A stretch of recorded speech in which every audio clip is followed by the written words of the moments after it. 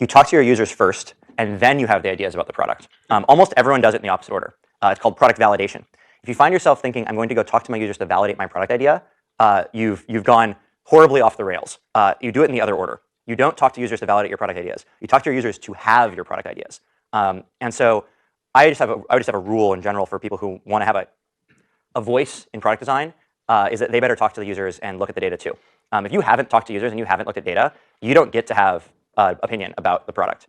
I'm sorry, like the person who's actually done the work gets to have the opinion. You can have ideas, but they get to make the call. But in the case you wind up where both people really have talked to the users and both people really have looked at the data, and people still disagree as to what we should build, which, by the way, is actually much more rare. Once both people have actually talked to users and actually looked at the data, it's usually relatively easy to get to consensus. But it will come up where people still disagree. I've found it's better when you just have someone who's in charge. At the end of the day, you have someone who's the CEO, and everyone agrees this person's judgment will be trusted, and you let them make the call.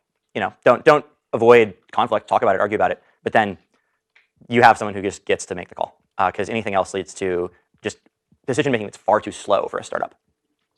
Yeah, maybe it's because I'm usually the one in charge. I just feel like I don't have a lot of disagreements. There are Meet the CEO.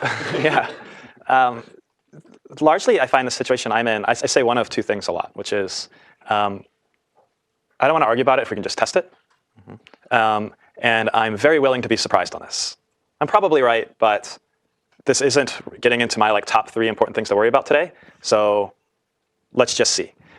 It's easy to do that when you have more resources to let's just see. But I think about Alexis and I over the years, and Adam and I over the years at Hitmonk. I think as Emmett pointed out, we very rarely had these philosophical differences over with the product. Sometimes it was timing. Like, should we build this thing now? Like, what's the prioritization of these things? But we always agreed on the general mechanics of what we were doing and why we were doing it. And so the strategy might change, but the details were very rarely not emotional. So if those are getting emotional, I think there's probably something else structurally wrong. You might be swimming upstream. That happens a lot. The arguments I've gotten in Reddit over the last year, like when we try to promote, we do cross-promotion from mobile web to the app.